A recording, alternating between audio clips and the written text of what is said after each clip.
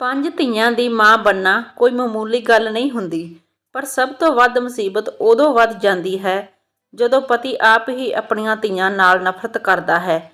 ਜਦੋਂ ਪਹਿਲੀ ਧੀ ਦਾ ਜਨਮ ਹੋਇਆ ਤਾਂ ਸਹੁਰਿਆਂ ਨੇ ਝੂਠੀਆਂ ਵਧਾਈਆਂ ਦਿੱਤੀਆਂ, ਪਰ ਇੱਕ ਤੋਂ ਬਾਅਦ ਇੱਕ ਧੀਆਂ ਦੇ ਜਨਮ ਨਾਲ ਸਹੁਰਿਆਂ ਨੇ ਮੇਰਾ ਜੀਣਾ ਔਖਾ ਕਰ ਦਿੱਤਾ। ਸ਼ਾਇਦ ਜਿਸ ਪਿੰਡ ਵਿੱਚ ਮੈਂ ਰਹਿੰਦੀ ਸੀ, ਉੱਥੇ ਔਰਤ ਦੀ ਇੱਜ਼ਤ ਤਾਂ ਹੀ ਹੁੰਦੀ ਹੈ ਜੇ ਉਹ ਧੀਆਂ ਦੇ ਨਾਲ-ਨਾਲ ਪੁੱਤਰ ਦੀ ਮਾਂ ਬਣੇ।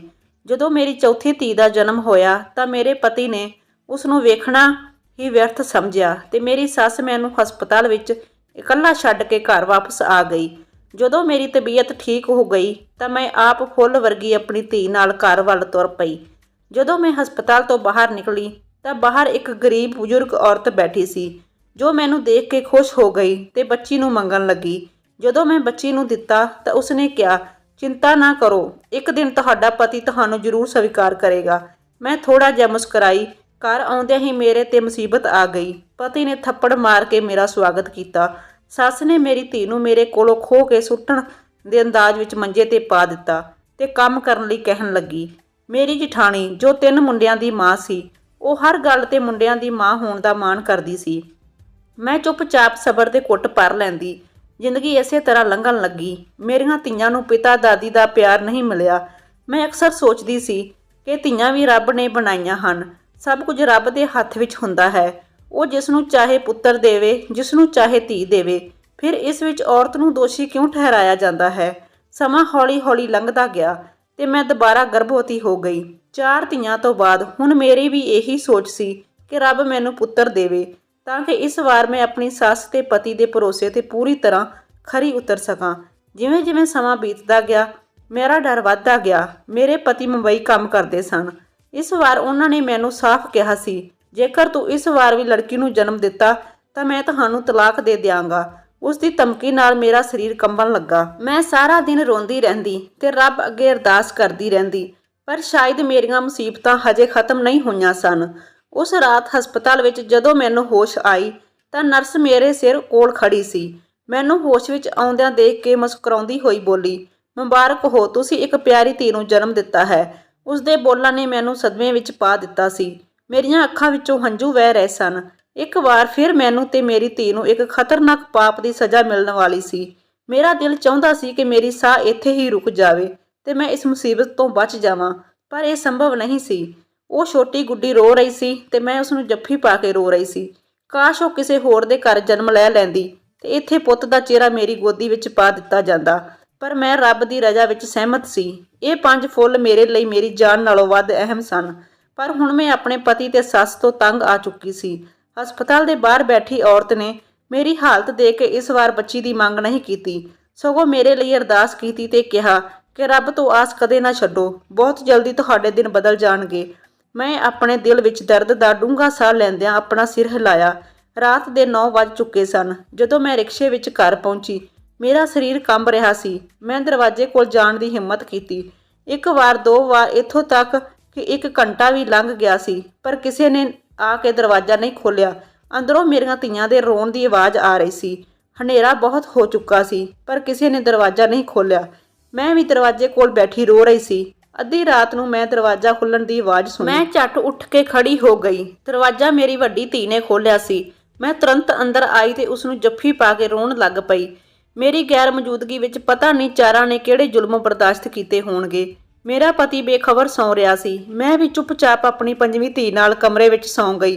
ਕਮਜ਼ੋਰੀ ਤੇ ਥਕਾਨ ਨਾਲ ਮੈਂ ਜਲਦੀ ਹੀ ਗੂੜੀ ਨੀਂਦ ਵਿੱਚ ਸੌਂ ਗਈ। ਮੇਰੀਆਂ ਅੱਖਾਂ ਉਦੋਂ ਖੁੱਲ੍ਹੀਆਂ ਜਦੋਂ ਮੇਰੇ ਪਤੀ ਰਮੇਸ਼ ਨੇ ਮੈਨੂੰ ਵਾਲਾਂ ਤੋਂ ਫੜ ਕੇ ਉਠਾਇਆ। ਮੈਂ ਉਸ ਦਾ ਗੁੱਸਾ ਪਹਿਲੀ ਵਾਰ ਦੇਖਿਆ ਸੀ। ਮੈਂ ਡਰ ਗਈ। ਮੈਨੂੰ ਲੱਗਾ ਜਿਵੇਂ ਉਹ ਮੈਨੂੰ ਮਾਰ ਦੇਵੇਗਾ। ਰਮੇਸ਼ ਮੈਨੂੰ ਘਸੀਟਦਾ ਹੋਇਆ ਕਮਰੇ ਤੋਂ ਬਾਹਰ ਲੈ ਗਿਆ।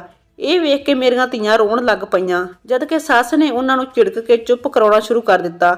ਮੇਰੇ ਪਤੀ ਨੇ ਕਿਹਾ, ਕਿਸ ਦੇ ਕਹਿਣ ਤੇ ਤੂੰ ਇਸ ਘਰ ਵਿੱਚ ਦਾਖਲ ਹੋਈ ਹੈ? ਮੇਰੇ ਘਰ ਦੇ ਦਰਵਾਜ਼ੇ ਹੁਣ ਤੇਰੇ ਲਈ ਬੰਦ ਹਨ। ਆਪਣੀਆਂ ਧੀਆਂ ਨੂੰ ਨਾਲ ਲੈ ਕੇ ਮੇਰੇ ਘਰੋਂ ਨਿਕਲ ਜਾ। ਮੇਰੀ ਸੱਸ ਨੇ ਮੇਰੀਆਂ ਧੀਆਂ ਨੂੰ ਧੱਕੇ ਮਾਰ ਕੇ ਘਰੋਂ ਬਾਹਰ ਕੱਢਣਾ ਸ਼ੁਰੂ ਕਰ ਦਿੱਤਾ। ਮੈਂ ਹੱਥ ਜੋੜ ਕੇ ਉਸਦੇ ਪੈਰੀ ਪੈ ਗਈ। ਇਹ ਘਰ ਮੇਰਾ ਸਭ ਕੁਝ ਹੈ। ਮੈਂ ਆਪਣੀਆਂ 5 ਧੀਆਂ ਨਾਲ ਕਿੱਥੇ ਜਾਵਾਂਗੀ? ਮੇਰੇ ਪਤੀ ਘਰ ਵਿੱਚੋਂ ਬਾਹਰ ਚਲੇ ਗਏ। ਮੈਂ ਆਪਣੀਆਂ ਧੀਆਂ ਨਾਲ ਉੱਥੇ ਦਰਵਾਜ਼ੇ ਤੇ ਬੈਠੀ ਰੋ ਰਹੀ ਸੀ। ਉਦੋਂ ਹੀ ਮੈਨੂੰ ਆਪਣੀ ਸੱਸ ਦੇ ਚੀਕਾਂ ਦੀ ਆਵਾਜ਼ ਸੁਣੀ ਤੇ ਫਿਰ ਮੈਂ ਆਪਣੇ ਪਤੀ ਦੀ ਆਵਾਜ਼ ਸੁਣ ਕੇ ਮੈਨੂੰ ਕਿਸੇ ਹਾਦਸੇ ਦਾ ਅਹਿਸਾਸ ਹੋਇਆ। ਮੇਰੀ ਸੱਸ ਤਿਲਕ ਕੇ ਡਿੱਗ ਪਈ ਸੀ ਤੇ ਉਸ ਦਾ ਸਿਰ ਕਿਸੇ ਚੀਜ਼ ਨਾਲ ਵੱਜ ਕੇ ਪਾੜ ਗਿਆ ਸੀ। ਮੇਰਾ ਪਤੀ ਘਬਰਾਹਟ ਵਿੱਚ ਰੋਣ ਲੱਗ ਪਿਆ ਤੇ ਉਸ ਨੂੰ ਡਾਕਟਰ ਕੋਲ ਲੈ ਗਿਆ। ਪਰ ਕੁਝ ਸਮੇਂ ਬਾਅਦ ਬਹੁਤ ਹੀ ਬੁਰੀ ਖਬਰ ਮਿਲੀ ਕਿ ਸੱਸ ਦੇ ਸਿਰ ਵਿੱਚ ਡੂੰਘੀ ਸੱਟ ਲੱਗਣ ਕਾਰਨ ਮੌਤ ਹੋ ਗਈ।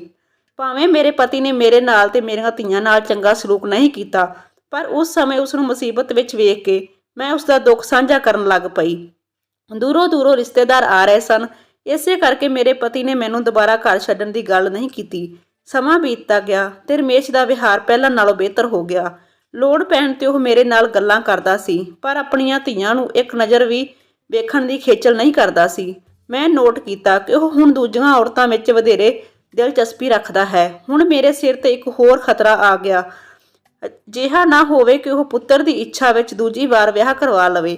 ਮੇਰੀ ਬੇਚੈਨੀ ਦਿਨੋਂ ਦਿਨ ਵਧਦੀ ਜਾ ਰਹੀ ਸੀ। ਇੱਕ ਦਿਨ ਆਇਆ ਜਦੋਂ ਮੇਰੀ ਸੋਚ ਸਹੀ ਸਾਬਿਤ ਹੋਈ। ਮੇਰੇ ਪਤੀ ਨੇ ਮੇਰੇ ਕੋਲ ਆ ਕੇ ਗੰਭੀਰ ਲਹਿਜੇ ਵਿੱਚ ਕਿਹਾ, ਮੰਮੀ ਨੂੰ ਗੁਜ਼ਰੇ 3 ਮਹੀਨੇ ਹੋ ਗਏ ਹਨ ਤੇ ਹੁਣ ਮੈਨੂੰ ਵਾਪਸ ਮੁੰਬਈ ਜਾਣਾ ਪਵੇਗਾ। ਮੈਂ ਮੁੰਬਈ ਜਾਣ ਤੋਂ ਪਹਿਲਾਂ ਦੂਜਾ ਵਿਆਹ ਕਰਨਾ ਚਾਹੁੰਦਾ ਹਾਂ, ਕਿਉਂਕਿ ਤੁਸੀਂ ਧੀਆਂ ਨੂੰ ਜਨਮ ਦੇਣ ਵਾਲੀ ਮਸ਼ੀਨ ਬਣ ਗਏ ਹੋ। ਮੇਰੀ ਮਾਂ ਵੀ ਆਪਣੇ ਮਨ ਵਿੱਚ ਇਹੀ ਇੱਛਾ ਰੱਖ ਕੇ ਇਸ ਸੰਸਾਰ ਨੂੰ ਛੱਡ ਗਈ ਸੀ। ਪਤੀ ਦੇ ਇਸ ਸ਼ਬਦ ਨੇ ਮੇਰਾ ਖੂਨ ਉਬਾਲ ਦਿੱਤਾ ਸੀ। ਪਹਿਲਾਂ ਦੀਆਂ ਮੁਸ਼ਕਲਾਂ ਘੱਟ ਸਨ ਜੋ ਹੁਣ ਮੇਰੇ ਸਿਰ ਤੇ ਸੌਂਤਨ ਵੀ ਲਿਆਉਣਾ ਚਾਹੁੰਦੇ ਹਨ। ਮੈਂ ਉਹਨਾਂ ਨੂੰ ਸਮਝਾਉਣ ਲੱਗ ਪਈ, ਪਰ ਉਲਟੀ ਸੋਚ ਵਾਲਾ ਮੇਰੀ ਕਿੱਥੇ ਸੁਣੇਗਾ। ਮੈਂ ਉਸ ਰਾਤ ਬਹੁਤ ਰੋਈ। ਮੈਂ ਆਪਣੀ ਜ਼ਿੰਦਗੀ ਨੂੰ ਬੋਝ ਸਮਝਣ ਲੱਗ ਪਈ ਸੀ। ਮੇਰਾ ਦਿਲ ਚਾਹੁੰਦਾ ਸੀ ਕਿ ਮੈਂ ਆਪਣੇ ਆਪ ਨੂੰ ਇਸ ਦੁਨੀਆ ਤੋਂ ਮੁਕਤ ਕਰ ਲਵਾਂ, ਪਰ ਜਦੋਂ ਆਪਣੀਆਂ ਧੀਆਂ ਦਾ ਖਿਆਲ ਆਇਆ ਤਾਂ ਇਸ ਇਰਾਦੇ ਨੂੰ ਭੁੱਲ ਗਈ। ਜਦੋਂ ਸਵੇਰ ਹੋਈ ਤਾਂ ਮੇਰਾ ਸਰੀਰ ਬੁਖਾਰ ਨਾਲ ਤਪ ਰਿਹਾ ਸੀ। ਪਹਿਲਾਂ ਤਾਂ ਪਤੀ ਨੇ ਧਿਆਨ ਨਹੀਂ ਦਿੱਤਾ, ਪਰ ਜਦੋਂ ਮੇਰੀ ਸਿਹਤ ਵਿਗੜਨ ਲੱਗੀ ਤਾਂ ਉਹ ਮੈਨੂੰ ਡਾਕਟਰ ਕੋਲ ਲੈ ਗਿਆ। ਮੈਂ ਹੈਰਾਨ ਰਹਿ ਗਈ ਜਦੋਂ ਡਾਕਟਰ ਨੇ ਕਿਹਾ ਕਿ ਤੁਸੀਂ ਮਾਂ ਬਣਨ ਵਾਲੇ ਹੋ। ਉਸ ਦੀਆਂ ਗੱਲਾਂ ਮੈਨੂੰ ਕੋਈ ਖੁਸ਼ੀ ਨਹੀਂ ਦੇ ਰਹੀਆਂ ਸਨ, ਉਲਟਾ ਉਹ ਮੇਰੀਆਂ ਮੁਸੀਬਤਾਂ ਵਧਾ ਰਹੀਆਂ ਸੀ। ਮੇਰੇ ਪਤੀ ਨੇ ਅੱਜ ਰਾਤ ਮੁੰਬਈ ਵਾਪਸ ਜਾਣਾ ਸੀ। ਇਹ ਖਬਰ ਸੁਣ ਕੇ ਉਹ ਚੁੱਪਚਾਪ ਮੈਨੂੰ ਘਰ ਲੈ ਆਇਆ। ਘਰ ਲਿਆ ਕੇ ਉੱਚੀ ਆਵਾਜ਼ ਵਿੱਚ ਕਹਿਣ ਲੱਗਾ, ਜੇਕਰ ਤੁਸੀਂ ਇਸ ਵਾਰ ਪੁੱਤਰ ਨੂੰ ਜਨਮ ਦਿੰਦੇ ਹੋ ਤਾਂ ਠੀਕ ਹੈ, ਨਹੀਂ ਤਾਂ ਜੇਕਰ ਤੁਸੀਂ ਧੀ ਨੂੰ ਜਨਮ ਦਿੰਦੇ ਹੋ ਤਾਂ ਮਾਰ ਦਿਓ ਜਾਂ ਜਿੰਦਾ ਦਫਨਾ ਦਿਓ, ਪਰ ਉਸ ਨੂੰ ਇਸ ਘਰ ਵਿੱਚ ਨਾ ਲਿਆਇਓ।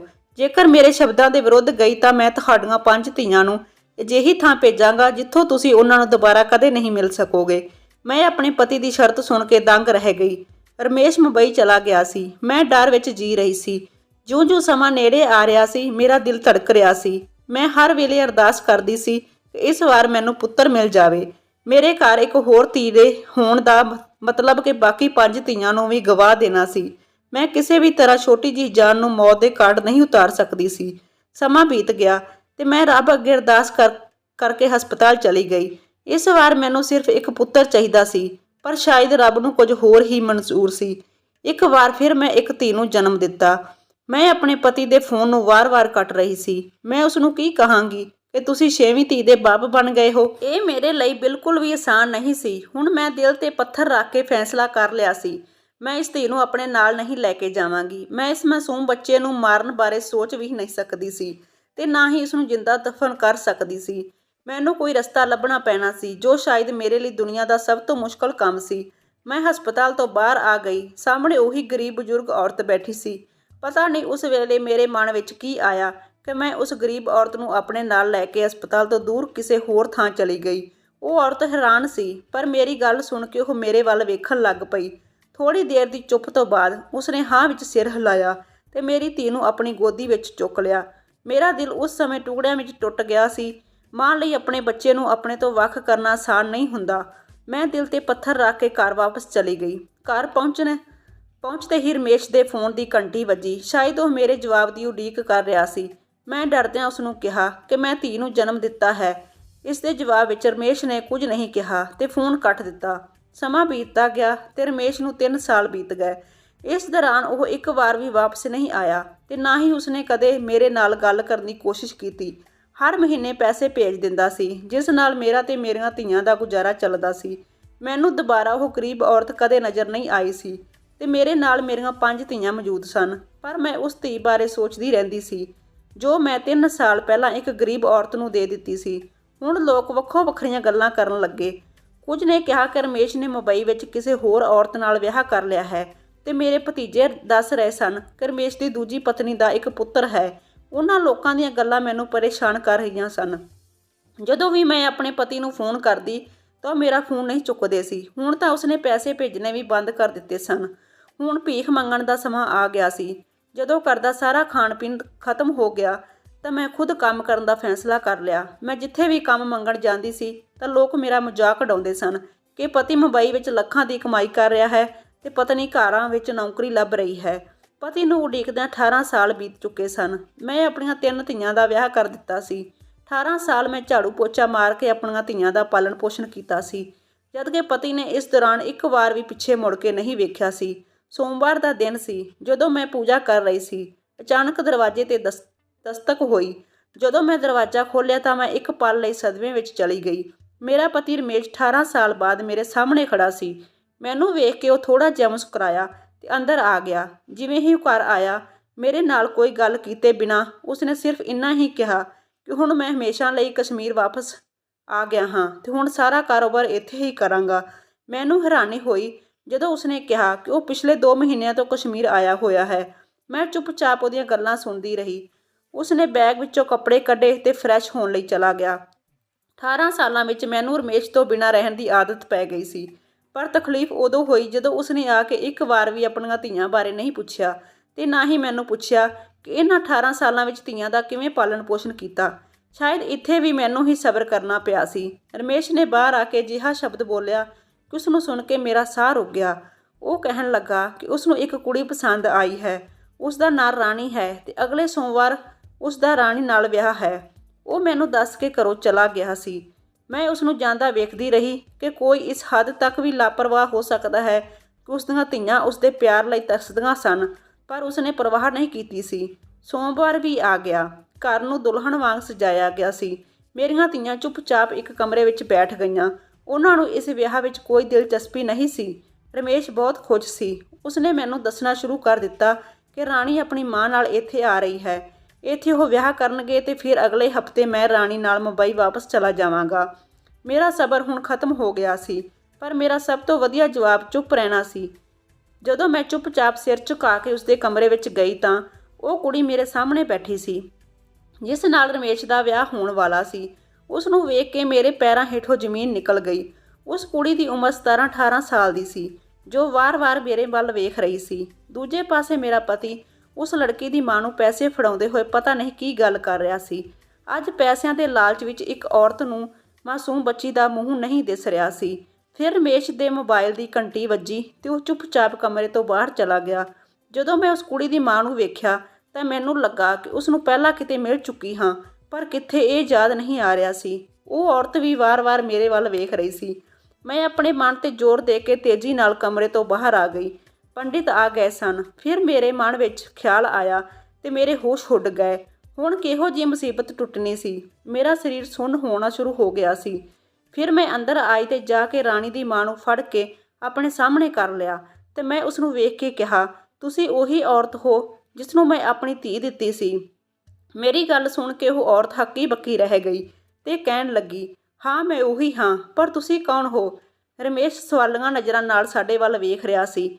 ਮੈਂ ਗੁੱਸੇ ਨਾਲ ਕਿਹਾ ਕਿ ਮੈਂ ਉਹੀ ਔਰਤ ਹਾਂ ਜਿਸ ਨੇ 18 ਸਾਲ ਪਹਿਲਾਂ ਆਪਣੇ ਇਸੇ ਪਤੀ ਤੋਂ ਦੇ ਡਰ ਤੋਂ ਆਪਣੀ ਧੀ ਤੁਹਾਡੇ ਹਵਾਲੇ ਕੀਤੀ ਸੀ। ਇਹ ਖਬਰ ਸੁਣ ਪਾਪ ਵਾਂਗ ਲੱਗੀ। ਰਮੇਸ਼ ਘਬਰਾ ਗਿਆ ਸੀ। ਔਰਤ ਆਪਣੀ ਛਾਤੀ 'ਤੇ ਹੱਥ ਰੱਖ ਕੇ ਜ਼ਮੀਨ 'ਤੇ ਬੈਠੀ ਸੀ, ਜਦਕਿ ਰਾਣੀ ਹੈਰਾਨੀ ਨਾਲ ਮੇਰੇ ਵੱਲ ਵੇਖਣ ਲੱਗੀ। ਜਦੋਂ ਰਮੇਸ਼ ਨੂੰ ਹੋਸ਼ ਆਇਆ ਤਾਂ ਉਸਨੇ ਔਰਤ ਤੋਂ ਪੁੱਛਗਿੱਛ ਸ਼ੁਰੂ ਕਰ ਦਿੱਤੀ। ਉਹ ਔਰਤ ਹੁਣ ਮਾਲਦਾਰ ਹੋ ਗਈ ਸੀ, ਪਰ ਮੇਰੀਆਂ ਗੱਲਾਂ ਨੂੰ ਸੱਚ ਮੰਨ ਗਈ ਸੀ। ਰਾਣੀ ਮੇਰੀ ਤੇ ਰਮੇਸ਼ ਦੀ ਬੇਟੀ ਹੈ। ਜੇ ਇੱਕ ਪਲ ਦੀ ਵੀ ਦੇਰੀ ਹੋ ਜਾਂਦੀ ਤਾਂ ਪਤਾ ਨਹੀਂ ਕੀ ਮੁਸੀਬਤ ਬਣ ਜਾਂਦੀ। ਰਮੇਸ਼ ਆਪਣੇ ਵਾਲਾਂ ਨੂੰ ਫੜ ਕੇ ਜ਼ਮੀਨ 'ਤੇ ਡਿੱਗ ਪਿਆ ਸੀ ਤੇ ਹੋਸ਼ ਆਉਂਦੇ ਹੀ ਘਰੋਂ ਬਾਹਰ ਚਲਾ ਗਿਆ ਸੀ। ਉਹ ਧੀਆਂ ਨੂੰ ਨਫ਼ਰਤ ਕਰਦਾ ਸੀ, ਪਰ ਜੋ ਪਾਪ ਉਹ ਕਰਨ ਜਾ ਰਿਹਾ ਸੀ ਉਹ ਬਹੁਤ ਵੱਡਾ ਪਾਪ ਸੀ। ਰਾਣੀ ਜ਼ਮੀਨ 'ਤੇ ਬੈਠੀ ਰੋ ਰਹੀ ਸੀ। ਉਸ ਨੂੰ ਬੇਵੱਸ ਰੋਂਦੀ ਦੇਖ ਕੇ ਮੈਂ ਉਸ ਨੂੰ ਜੱਫੀ ਪਾ ਕੇ ਰੋਣ ਲੱਗ ਪਈ। ਰਮੇਸ਼ ਨੂੰ ਘਰੋਂ ਨਿਕਲੇ ਕਾਫੀ ਸਮਾਂ ਹੋ ਗਿਆ ਸੀ। 2 ਦਿਨ ਬੀਤ ਗਏ ਤੇ ਫਿਰ ਇੱਕ ਐਂਬੂਲੈਂਸ ਦਰਵਾਜ਼ੇ 'ਤੇ ਆਈ, ਜਿਸ ਵਿੱਚੋਂ ਰਮੇਸ਼ ਨੂੰ ਹੇਠਾਂ ਉਤਾਰ ਕੇ ਘਰ ਲਿਆਂਦਾ ਗਿਆ। 2 ਦਿਨ ਪਹਿਲਾਂ ਉਸ ਦਾ ਐਕਸੀਡੈਂਟ ਹੋਇਆ ਸੀ। ਉਸ ਦੀ ਇੱਕ ਲੱਤ ਟੁੱਟ ਗਈ ਸੀ। ਉਸ ਦੀ ਜੀਭ ਦੰਦਾਂ ਵਿੱਚ ਆ ਕੇ ਵੱਢੀ ਗਈ ਸੀ। ਉਹ ਹੁਣ ਬੋਲ ਨਹੀਂ ਸਕਦਾ ਸੀ। ਜਿਵੇਂ ਵੀ ਸੀ, ਮੇਰੀਆਂ ਧੀਆਂ ਦਾ ਪਿਤਾ ਸੀ। ਧੀਆਂ ਆਪਣੇ ਪਿਤਾ ਨੂੰ ਮੁਸੀਬਤ ਵਿੱਚ ਕਿੱਥੇ ਵੇਖ ਸਕਦੀਆਂ ਸਨ। ਜਦੋਂ ਵੀ ਮੇਰੀਆਂ ਧੀਆਂ ਰਮੇਸ਼ ਦੀ ਸੇਵਾ ਕਰਦੀਆਂ ਸਨ ਤਾਂ ਉਹ ਅੱਖਾਂ ਨੀਵੀਆਂ ਕਰਕੇ ਰੋਂਦਾ ਸੀ। ਉਸ ਨੂੰ ਫਿਰ ਕਦੇ ਰਾਣੀ ਨਾਲ ਅੱਖ ਨਹੀਂ ਮਿਲਾਈ। ਨਾ ਹੀ ਰਾਣੀ ਕਦੇ ਰਮੇਸ਼ ਦੇ ਸਾਹਮਣੇ ਜਾਣਾ ਚਾਹੁੰਦੀ ਸੀ। ਕੁਝ ਦਿਨਾਂ ਬਾਅਦ ਰਮੇਸ਼ ਨੇ ਆਪਣੇ ਸਾਰੇ ਪੈਸੇ ਆਪਣੀਆਂ 6 ਧੀਆਂ ਦੇ ਨਾਂ ਕਰ ਦਿੱਤੇ ਤੇ ਆਪਣੀਆਂ ਧੀਆਂ ਤੋਂ ਮੁਆਫੀ ਮੰਗੀ ਤੇ ਹੁਣ ਹਰ ਕੋਈ ਖੁਸ਼ੀ ਨਾਲ ਰਹਿਣ ਲੱਗ ਪਿਆ ਸੀ।